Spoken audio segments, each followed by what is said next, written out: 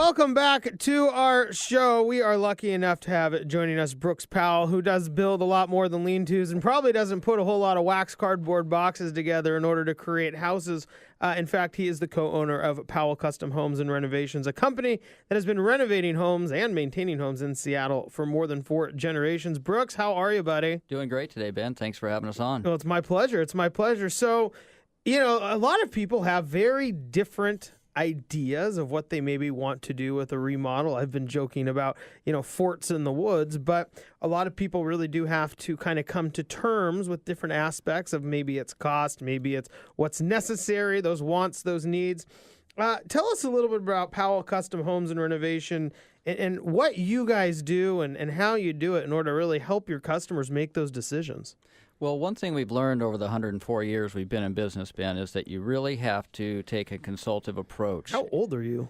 Well, with all the face creams I use, Ben, it's incredible. I'm actually 173 years old. But I only look good, buddy. I look awesome. You must be like 6'4" before? Yeah, I've shrunk down. I'm now 5'3". That's good. But I wear lifts in my shoes, so that's why I'm still taller than you are. You are. I shouldn't really crack short jokes when I'm still looking up. No, I mean, you're standing on a stool, so really, what are you going to do about that? So, but we really try to help people understand 3 critical things, which are you have a certain amount of money to spend, you have a certain size of things you're trying to renovate or remodel, and you have certain finishes that you're trying to get into that renovation and that have a certain feeling that make how you feel about your house and how your house is really an outward representation to your friends, the public, of who you are. It's just like the car you drive. I mean, the car you drive is a lot about how you see yourself as a person.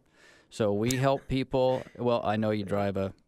Well, I'm not going to say embarrassing. Ben. Yeah. So anyway, about the bike you rode in today, Ben. Yeah. Right. Swin 1 speed. You rode it all the way in today. It's got wheels, buddy. Yeah. Hey, well, 2 wheels is better than none. That's right. So. Better than riding a unicycle. Right. Yeah. But that does say something about who you're. Not to get totally off topic here. Well, yeah. But if you ride a unicycle, you'd be taller than you are now.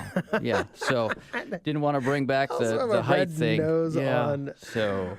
But those are the 3 things that we help people with, and that's the critical thing. And we often get the phone call, or we have people call and talk to our home advisor, Scott. We have a Talk to Scott button, and people will call in and say, well, what's it going to cost to renovate my home?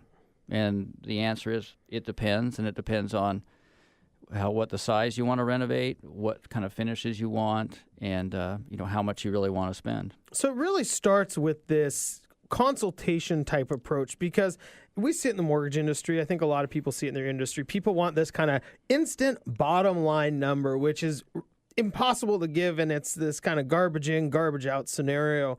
So when you have the experience that you have, you're probably smart enough not to start giving quotes on prices and take a little bit more input first.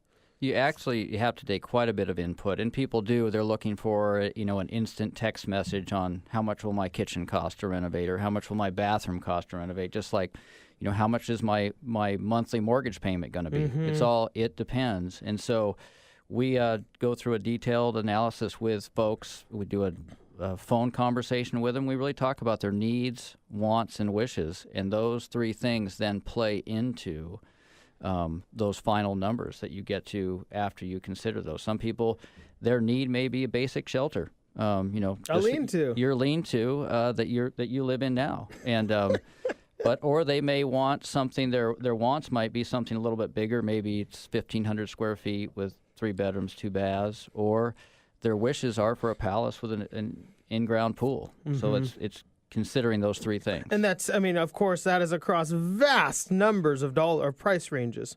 Sure, absolutely. I mean, you're talking anywhere from a very simple home to a very extravagant home. And in the over 4,000 homes we've built in our business career, you've seen all variations of that. I want to get into the top remodeling trends for Seattle. But before we do that, just to maybe give a range, when you look at maybe say price per square foot, somebody wants to do something, is the range, how big of a range is it to kind of give people an idea of how much they need to think about all the different options?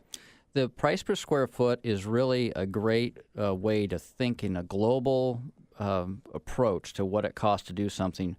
but just in the way that we don't buy cars by the pound, it's hard to do houses by the foot. Sure. But people, you need a place to start. So right now we use a range of anywhere from $85 a square foot up to $200 a square foot just for an all-in cost to talk about what it might be. And you really have to dial in with each client to find out what they're looking for. But it does give you a place to start. But I think that's the key point is you're looking at more than the cost could more than double. Yes. Depending on what you're trying to accomplish. Yeah. And so I think that's a key point for people to understand, because you go online like, well, my buddy did it for $130 a square foot, but you just don't know. There's so many variances, which is why I think it's important that you guys take the time to talk with people and help them understand what they're trying to accomplish. Right, absolutely. You have to understand what they're looking to have included so they can get a true cost and you're not getting an erroneous number. So talk a little bit about maybe the trends that people saw in 2012 and what you project then coming up here in 2013. Well, we're going to see a lot of new things coming online. One of the things we're seeing in 2013 is the outdoor room concept, where, especially in the Northwest, where we have variable weather, a lot of misty, cloudy days, people still want to get outside. So some covered porches, covered decks where we have heaters, barbecues, built-in barbecues, outdoor fireplaces. So that's a 2013 trend we're already seeing. I mean, people are spending a large sum of money on the outside of their house, whereas you might have seen it be on the inside of the house. In 2012, we saw a lot of 1950s, 1960s homes opened up from the kitchen to the dining room, living room to make great rooms and really get a lot more casual space, and going away from this separate dining, formal living room. Most people have moved away from that, and they're taking 50-year-old housing stock and changing that to make it more common for what's going on today. And that allows for people to really, I suppose, create a much more modern space in what could be an older home. Absolutely. I mean, we just did a renovation this last year in a house that our grandfather built in 1950, and you're opening it up and making it current for 2012. So you were only like 125 when that house was built. Well, I did work on it. I had a small plastic hammer, Ben, but it worked pretty well. That's pretty good. Brooks, so tell us a little about, you talk about these trends that have gone on. You talk about opening up the entire house. A lot of people maybe want to update their kitchen. What are some specifics in kitchens that have been trending? Well, one of the things that we're seeing a lot of is a lot of pull-out drawers, pull-out trays so people can access all of their pots and pans. We're seeing a large use of Lazy Susans, definitely recycle space because we have so much recycling now. It used to be you just throw your garbage can under the kitchen sink. That's where the garbage went. Now we have garbage recycling centers. We have drop zones where people come in. Where do you put all your iPads, your cell phone, your computers? You have charging stations set up where you just drop those things. It's called either a drop zone or a landing pad, and it really becomes the hub in the kitchen or right near there where people can access all their electronics, yet get them charged up for the next day. That seems to make a lot of sense because I know right now ours is on the kitchen counter. Absolutely. And then you're trying to, you try to make dinner or whatever, and you're moving all the iPads and the phones over to one section, and then we could use a hub. Yeah, you could. Yeah. So anyway, while you're here right now, Ben, we're over at your house and we've ripped out your kitchen. So my wife will be absolutely thrilled. So wives are absolutely thrilled with us. Yeah, as long as we can put it all back together by the time she gets home from work, it'll be perfect. Perfect. Yeah, the one-day kitchen still hasn't been invented. So you just take it from Home Depot, you install it, and it's good. Then you just have to wait 12 weeks for the Home Depot parts to show up. Oh, got it. Better than IKEA, I suppose. You need more than just an Allen wrench. More than an Allen wrench, but you always need all the parts. That's true. Brooks, we do have a couple minutes left.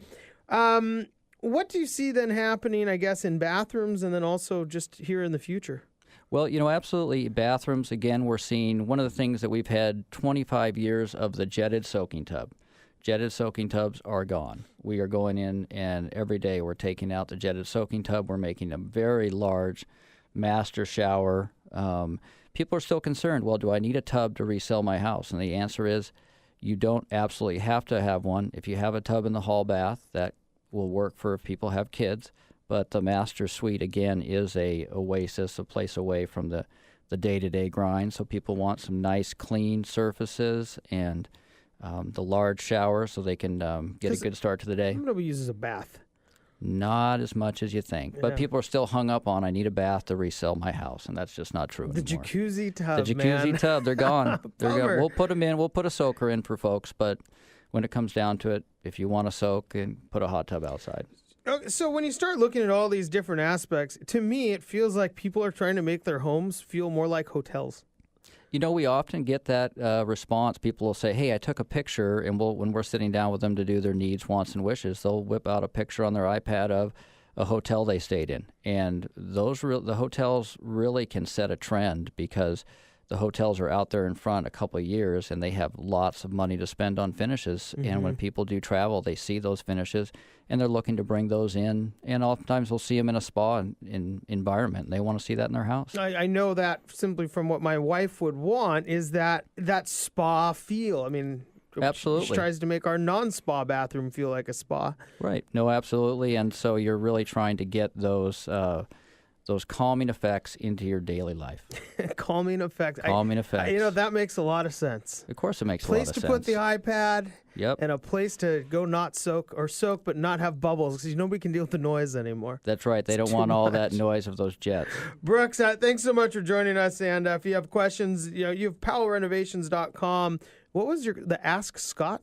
Oh, we have a Talk to Scott button, so you're able to set up a time to just click on that, talk to Scott, and he'll spend 10 minutes with you and get you started. And that's what we always suggest, is that people should just start by asking questions. Can I ask you a question? Yeah. Who is Scott? Scott is our home advisor. Okay. So his job is to advise people on home solutions. So much more personalized than, say, talk to Siri.